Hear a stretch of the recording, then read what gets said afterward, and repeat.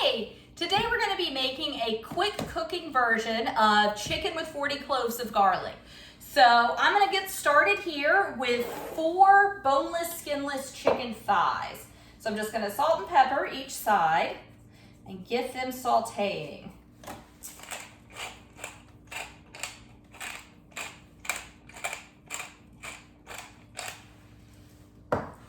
Just going to put a little olive oil in the pan. Ooh, I'm smoking. I can turn this down just a little. And put them seasoned side down. And with boneless, skinless thighs, since the bone has been removed, when the chicken comes to you, it looks kind of like a little package. But you want to open it up, okay? So fully open it, just like the top side is what you see, but with that bone removed, you can pull like the sides of the chicken out. I'd already opened them, so I can't really show you. But you just want to get a nice flat surface. This is part of the reason this is quick cooking is because we are using boneless, skinless. So with the skin on and the bone is in, it's going to take a good bit longer to cook. Now, this cook time isn't going to be 30 minutes. It's probably going to be about 40. So this is still not the quickest cooking dinner you could have, but it's a nice way to bring an hour plus cook time down to make it a little easier and more of a weeknight meal.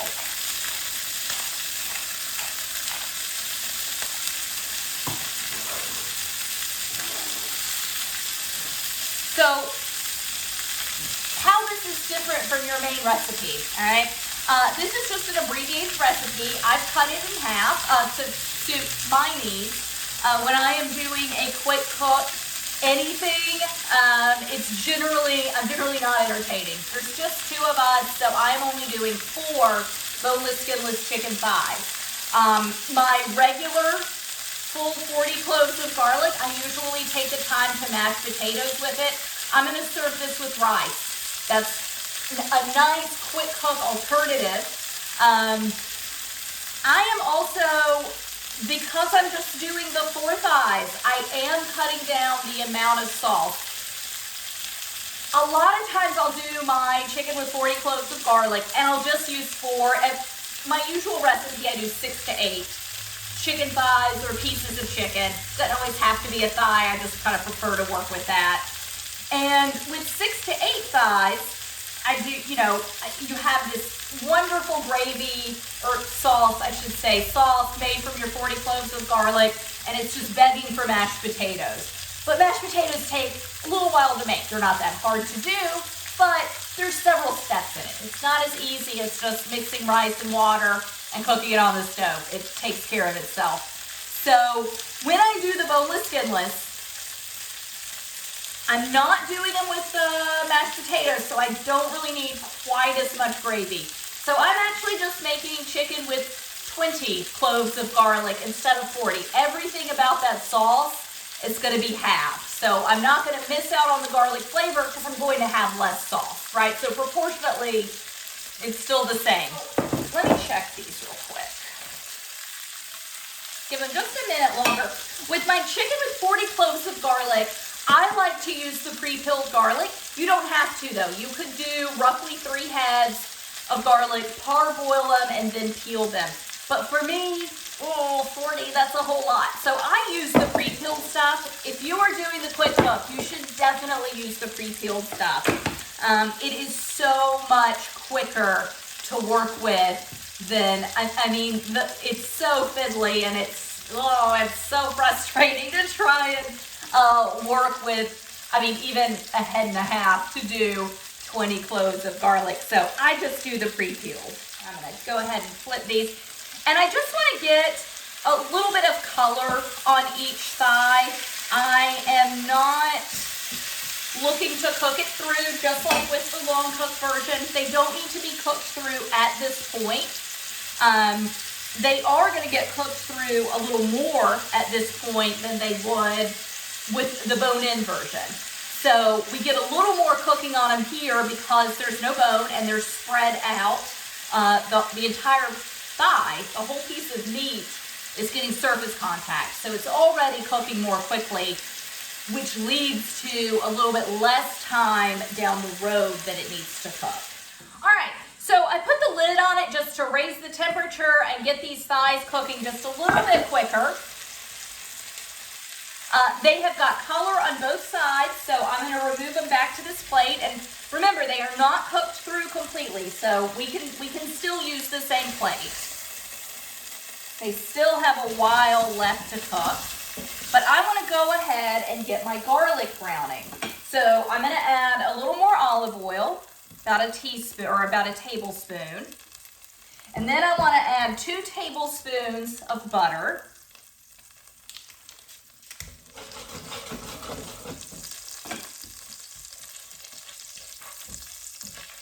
And while this butter melts, I am going to go ahead and throw my 20 cloves in. And I know I'm doing just the 4 thighs with the 20 cloves. You could easily do 8 thighs and 40 cloves and do the whole recipe, or the full recipe, I should say. You probably would need to brown your thighs in 2 batches, unless you just happen to have a huge pan. That's normally how I do the longer cooking version. It's 6 to 8 thighs, and it takes 2 batches to get them all browned.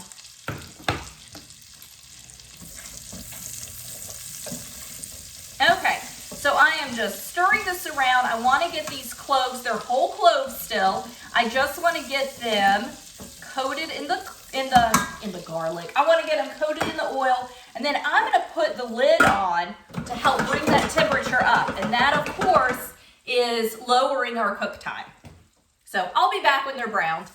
All right, so I checked it a few times while I had the lid on. You just want to take a peep and make sure that nothing is burning. But I do have, and you can't see them, but here, I'll scoop one out. I do have these really nicely browned cloves.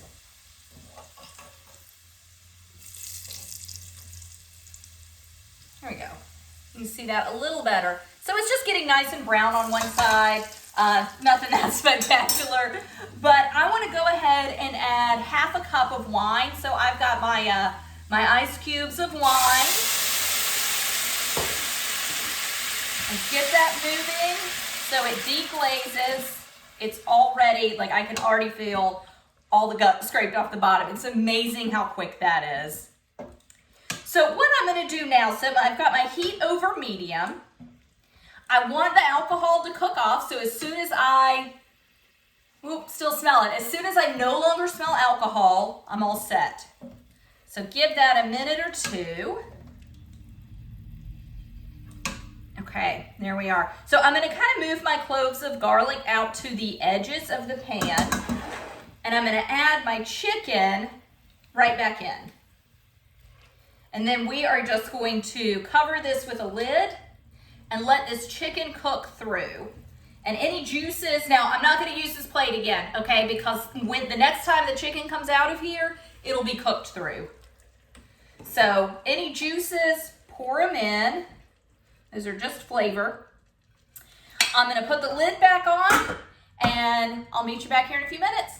All right, so my chicken is done cooking, so I'm going to pull it out. And again, keep in mind, you don't want to use that same plate, right? This is cooked chicken, so we want to make sure it's going onto a clean plate. And I know that you can tell from there, this does not look that browned.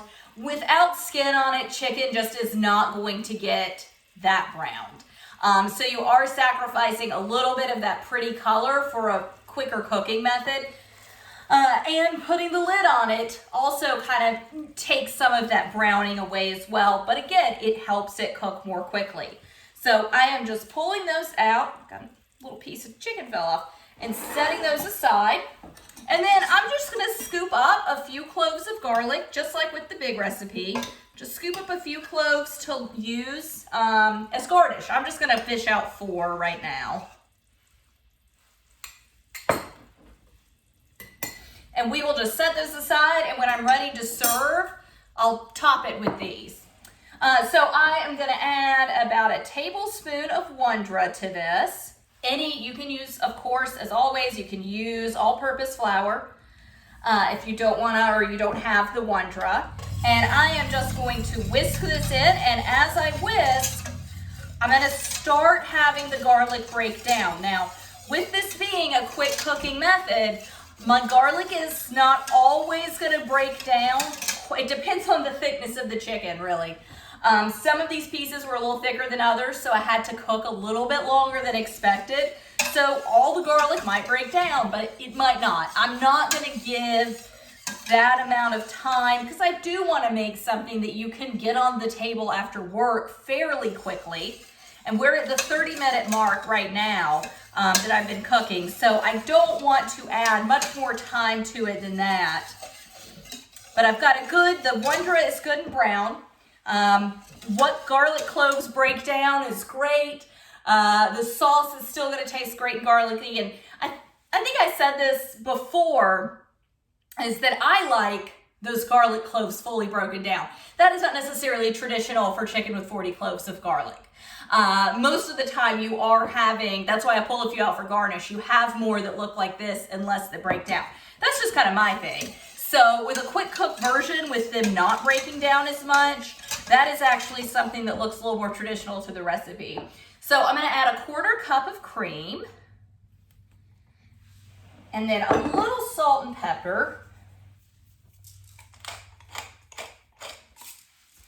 And then just give this a good whisk.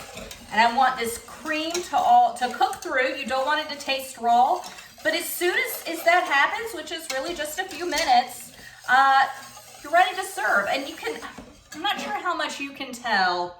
It's just hard. I really promise I'm going to get the camera stuff figured out a little better. But it's still a good amount of sauce. It's plenty of sauce for my 4 chicken thighs to serve with rice.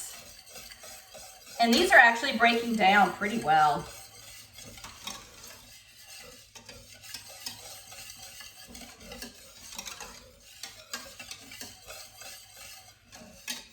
And with it being less cream, you know, my regular version that I made before uses a 1/2 cup of cream. With this just being a 1/4 cup of cream, it really cooks up a lot quicker. So this is ready to serve.